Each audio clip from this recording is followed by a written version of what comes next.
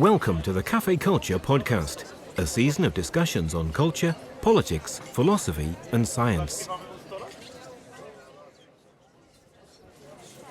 At a talk recorded on the 2nd of March 2015, Fiona Cuthill discussed the reality for people seeking asylum in the UK.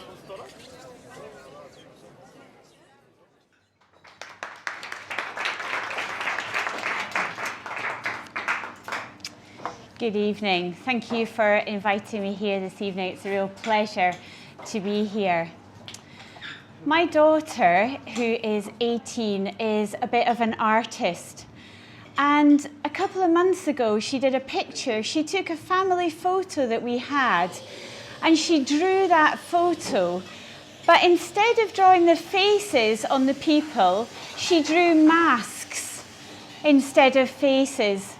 And there was something really interesting about the picture that she drew, because when she drew that family photo but took away gender, culture, race, age, then the picture just became bodies with masks on top. And that really started me to think about how do we represent ourselves and how do we represent other people. I don't know if any of you are on Twitter here, but I find Twitter, that little profile bit that you have to do when you say who you are in 140 characters, really tricky to do. Because how do you represent who you are when all of us have many different sides? So I could represent myself as a mother, a cook, a cleaner, a wife, a dishwasher. I could represent myself as a nurse, as an academic, as a teacher in higher education. I could represent myself as somebody who's a bit of an activist in the asylum world and refugees and cares about social justice. I could also represent myself as someone who loves books, sitting on the sofa, and is slightly addicted to the DVD box set Breaking Bad. But the question is, how do we represent ourselves? And social media is all the time asking us that question. But for me, it's usually about how I represent myself. It's not about how others represent me. And that's the really interesting question when it comes to people who seek asylum and refugees. Because what happens is that other very powerful groups represent them. And they rarely have the opportunity to represent themselves. If we look at the media, generally asylum seekers are represented as people who are coming here to take jobs, who are undeserving, who shouldn't be here, who are sometimes associated with crime. I work in the area of healthcare, and in the area of healthcare, quite often asylum seekers or refugees are represented as people who are broken, who've been tortured, who are vulnerable, who have mental illness and physical illness. If we look at politicians, very often they represent people who seek asylum and refugees in terms of political narratives, all about coming here, swamping our shores, sometimes the enemy within. And so how people are represented is often really important. Osman said it like this when he talks about how politically people who seek asylum and refugees are represented, said, "We're the bullet in the war to win an election often." And the irony isn't lost on me. I'm standing here as a white middle-aged woman who's actually talking about the lives of people who have fled their country, largely from the research I'm talking about from the Middle East or from Africa, and experiences that I will never have and have never had. And that's slightly ironic. Well, it's very ironic when I'm talking about representation. So why am I here? Well, I'm here because I've worked for many years with people who seek asylum and refugees as a nurse. I've also been really involved in Justice First, which is a charity on Teesside that works in order to help to re-engage people with the asylum process when justice hasn't been done, and to give humanitarian support to those who find themselves destitute. I'm really grateful to Hussein and Khalid, who've come along this evening as well, whose experiences are much closer, and who are happy to help in a question and answer afterwards. And Khalid and Hussein were involved in this piece of research that I'm going to talk about tonight. So thank you very much to them for coming along and just giving a fuller representation this evening. So what research did we do? We decided that in order to look at the lives of people who seek asylum and refugees, that we'd look at all these different things that were going on. Yes, there are terribly traumatic experiences, and yet my experience of working with people who found themselves destitute at the end of the asylum process was that there were also stories of incredible strength and resilience. And it's actually hard to find these stories. So I wanted to turn the research on its head. Rather than doing more research, looking at experiences of trauma, of torture, of fleeing, of persecution, of dislocation, actually to think of stories and to look to see if there were stories of strength and resilience within the lives of people who come to the UK and find themselves living in the UK.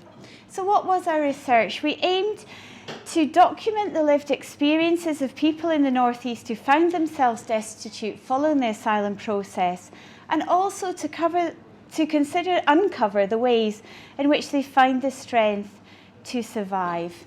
But I just need to explain first, how do you find yourself destitute living in the UK if you come here to seek asylum? And there are good, there's bad, and there's also very ugly in this story. What is good? It is good that if you flee your country because of fear of persecution and come to the UK and claim asylum, which essentially means to claim safety, that actually, because we're a signatory to the 1951 Geneva Convention on Human Rights, you will be granted safety. We will, as a society, as a country, provide some accommodation and some financial support in order for you to live here. The good. The bad is that we don't necessarily believe your story. It's an adversarial process, and so you're assumed to be guilty until you can prove yourself innocent, that you have a genuine case for asylum. And so usually through a period of around 6 months, sometimes longer, then you have to make your case for asylum, for genuine safety. And you make that case to the Home Office, and the Home Office then decides whether they believe you or they don't believe your case. The ugly. At the end of that process, essentially 3 different things can happen. The first is that the Home Office believes your story. You maybe have documentary evidence to prove it, or you have newspaper reports, or you have some form of concrete evidence that says that you are genuinely claiming safety. Of course, for many people who genuinely flee for their lives, they don't bring the documents to support that because they don't necessarily exist, or they didn't have time to find them. The second thing that can happen is that you're refused asylum. You're refused asylum and you can be detained or you can be deported. You can also be given emergency accommodation under what's known as Section 21, and that's emergency accommodation that we don't believe you, we will deport you, but we're going to give you some accommodation meantime until such time that you could be deported back to your country. But the ugly is that something else can happen. And that is that you're given 21 days to leave your accommodation and to voluntarily return to your country. But what happens if you haven't been able to prove your asylum case? You know that to go back to your country will certainly lead to imprisonment, torture, detention. You don't just drift back to your country of origin on some sort of tourist flight. You're actually handed from immigration officers in the UK to immigration officers in your country of origin. So for many people, and we don't actually know how many, there's estimates around 450,000 people in the UK are currently living in destitution because they haven't been able to prove their case to the Home Office, and yet they see no alternative. And so they end up living without citizenship, living without food, with no recourse to public funds. You can't apply for any sort of benefits. You're not allowed to work. You have no national insurance number. And you're just expected to exist. Now, I became very aware of this when I worked as a community nurse, because these guys, mainly young men, were coming up to me and saying, do you have any food? Do you have anywhere we can stay? But this isn't only something that happens in the northeast of England, although that's where we documented it in our research. This is a national issue. Amnesty International have run a Still Human Still Here campaign. Thank you. Red Cross, many of the big humanitarian organisations have run campaigns, and many cities in the UK have highlighted the issue of destitution. So what was the point of our research? The point was twofold. One was to actually highlight this issue, to document it in the northeast, because it hasn't really been documented. And secondly, I wanted to turn it on its head and look at strength, and rather than to document brokenness and vulnerability, which is absolutely there. These guys live in very, very difficult situations. But actually there's something else going on.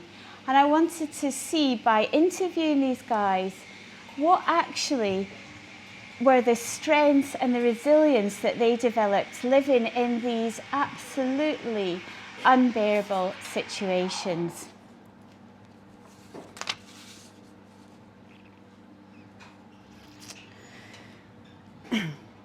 So what did we do? Well, there were two researchers.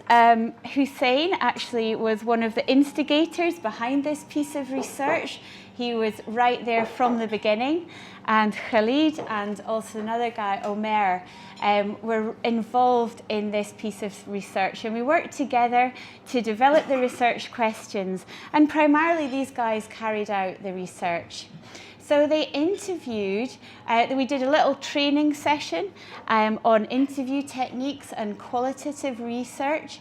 And they went out and they interviewed people that they knew who were living destitute in the UK, in the northeast of England, following the asylum process. They interviewed 22 men and 2 women. And they asked questions like, what is it that keeps you strong when you find yourself in these intolerable situations? Where do you go to for support? Tell us about your experience. And so this is some of the stories, some of the findings that we found when we interviewed these guys.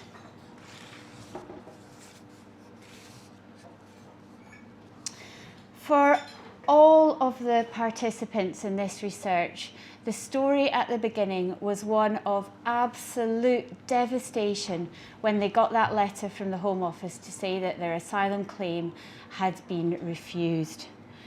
At the beginning, it was like a crash, and I was broken down because I escaped my country because of problems and something like that, and came here and claimed asylum and received a refusal. I was absolutely crushed, said Faisal. I felt like a lost person, devastated, crushed. I was completely out of control, said Hashim. When the letter came, it was beyond imagination. I tried to kill myself because when they kick you out of the house and without support, this is something completely unacceptable. I was absolutely devastated. I panicked and I really became crazy. I was a man without an identity. You can't eat, you couldn't drink, you couldn't find a place to lay your head. It was a huge, big problem.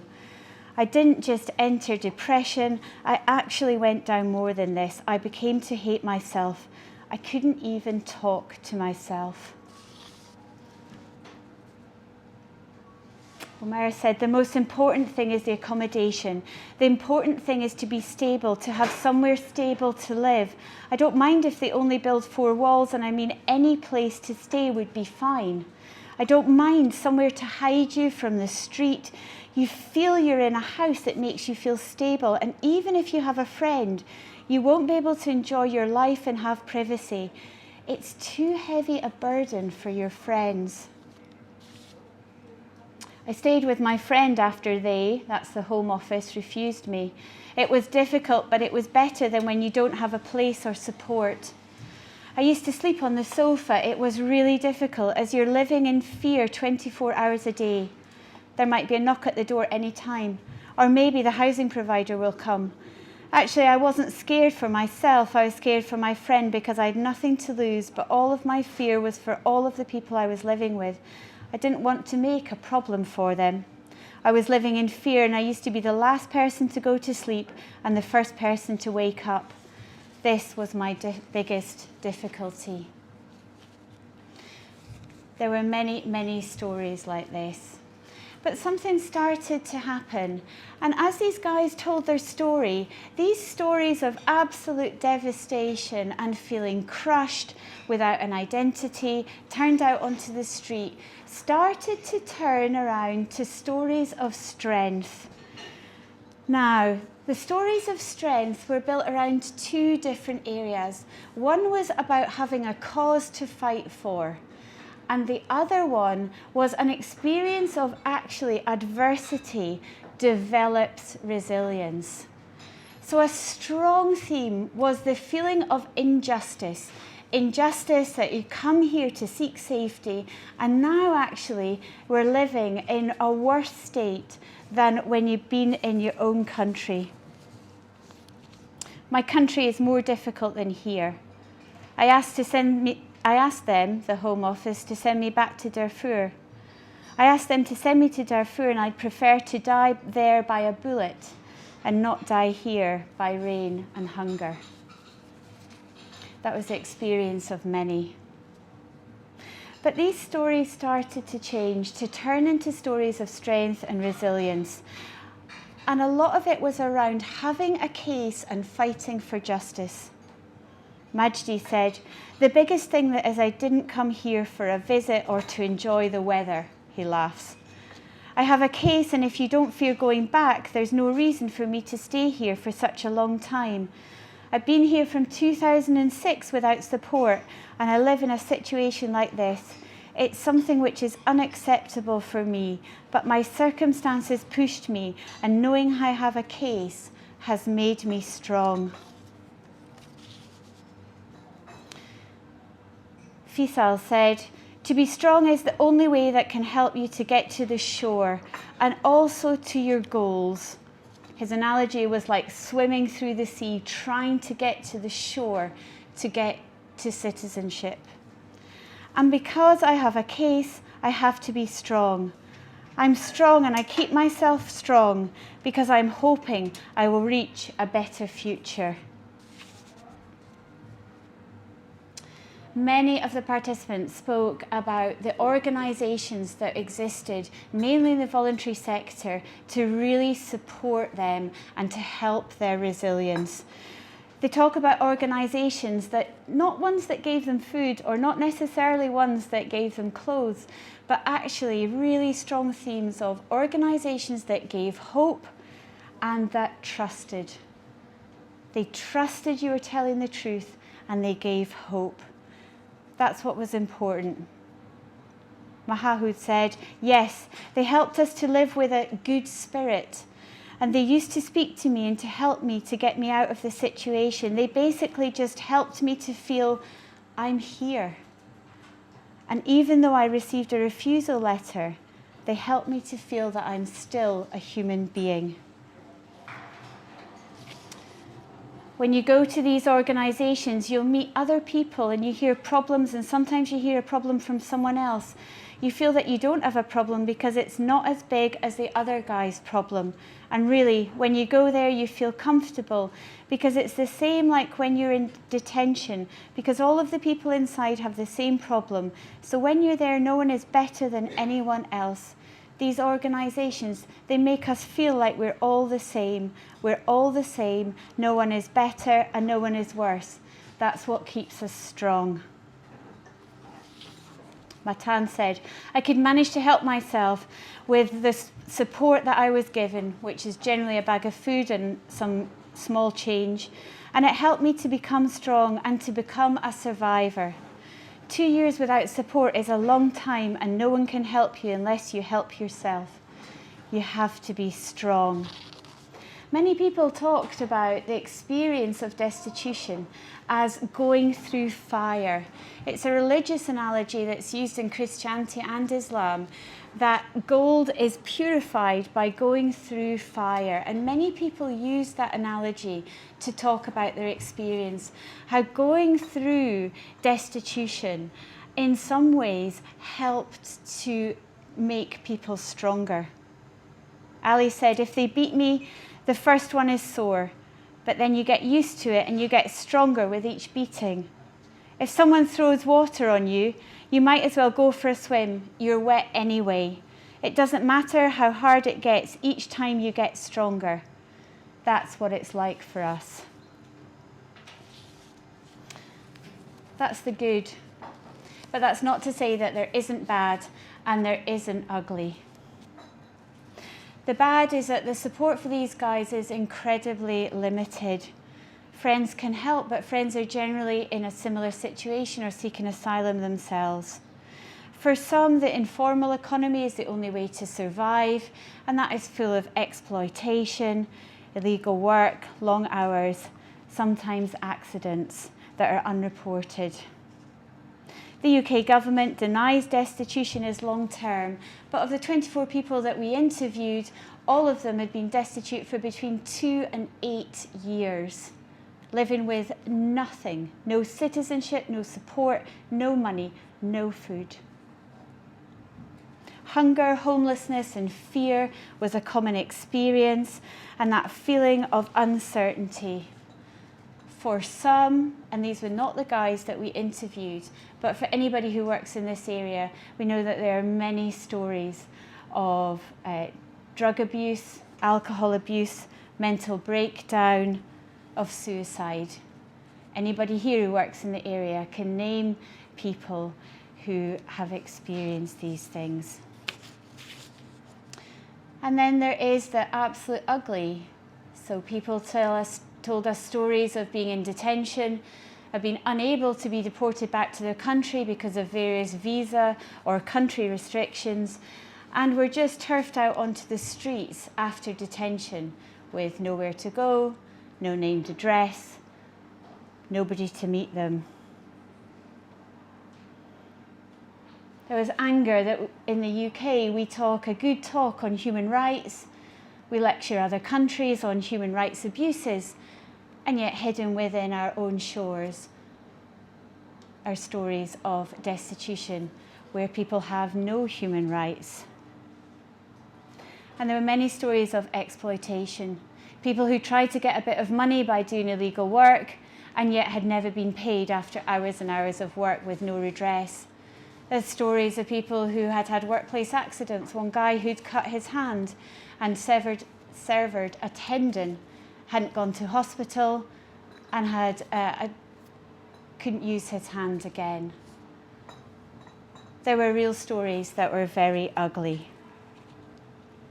And so as I conclude, stories of asylum, of destitution following the asylum process. There is good, there is bad, and there is very ugly.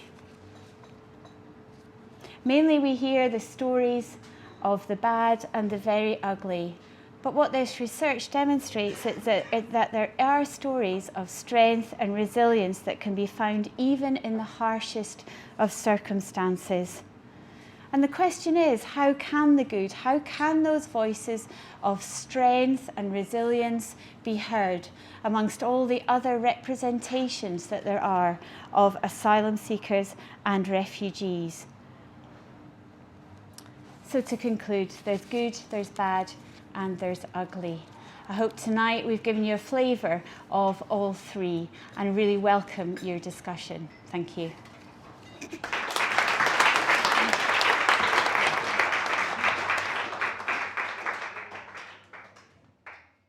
Cafe Culture North East is supported by Newcastle University, Peels and the British Science Association. We're also supported by Ginger's Cafe in Dance City, who host the events.